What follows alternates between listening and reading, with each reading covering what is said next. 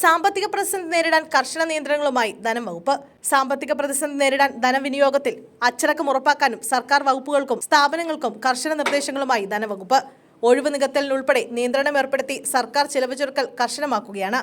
ഔദ്യോഗിക വാഹനങ്ങളുടെ ഉപയോഗം നിയന്ത്രിക്കണം, ജീവനക്കാരെ പുനർവിന്യസിക്കണം തുടങ്ങിയവയാണ് പ്രധാന നിർദ്ദേശങ്ങൾ. ഓഫീസ് സംവിധാനം ഏർപ്പെടുത്തിയിട്ടുള്ള സ്ഥാപനങ്ങളിൽ ടൈപ്പിസ്റ്റ്, ഓഫീസ് അറ്റൻഡന്റ് നിയമനങ്ങൾ നിർത്തലാക്കണമെന്നും ഉത്തരവിൽ പറയുന്നു. ആവശ്യമെങ്കിൽ ഈ തസ്തികയിലേക്ക് കരാർ നിയമനം നടത്താമെന്നാണ് നിർദ്ദേശം. സാമ്പത്തിക പ്രതിസന്ധി നീങ്ങിയെന്നും ബജറ്റിൽ പ്രഖ്യാപിച്ച സർക്കാരാണ് കടുത്ത സാമ്പത്തിക നിയന്ത്രണ നടപടികൾ കൈക്കൊള്ളുന്നത് എന്നതാണ് ശ്രദ്ധേയം. ഓരോ സ്ഥാപനങ്ങൾക്കും അനുവദിച്ചിട്ടുള്ള വാഹനങ്ങൾ ഓഫീസ് പ്രവർത്തനങ്ങൾക്ക് മാത്രമാണ് ഉപയോഗിക്കുന്നതെന്ന് ബന്ധപ്പെട്ട ഉദ്യോഗസ്ഥർ ഉറപ്പുവരുത്തണം. ഇക്കാര്യത്തിൽ വീഴ്ചയുണ്ടായാൽ കർശന അച്ചടക്ക നടപടി ഉണ്ടാകുമെന്നാണ് മുന്നറിയിപ്പ്. കാലഹരണപ്പെട്ട പദ്ധതികൾ കണ്ടെത്തി അവസാനിപ്പിക്കാനുള്ള നടപടി സ്വീകരിക്കണമെന്ന് തദ്ദേശ സ്ഥാപനങ്ങൾക്ക് ഉൾപ്പെടെയുള്ള നിർദ്ദേശങ്ങളിൽ പറയുന്നു. ചെലവുകൾ ബജറ്റ് വിഹിതത്തിൽ കൂടാൻ പാടില്ല.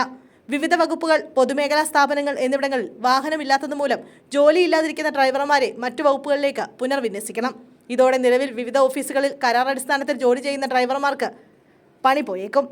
ഓൺലൈൻ പേയ്മെന്റ് സംവിധാനങ്ങൾ സാധാരണമായ സാഹചര്യത്തിൽ KSEBയിലെ ഓഫ്ലൈൻ ബിൽ കൗണ്ടറുകൾ അവസാനിപ്പിക്കണമെന്നും ധനവകുപ്പിന്റെ ഉത്തരവിൽ പറയുന്നു. ഈ ഉദ്യോഗസ്ഥരെ മാതൃവകുപ്പിലേക്ക് തിരികെ അയക്കണമെന്നാണ് നിർദ്ദേശം.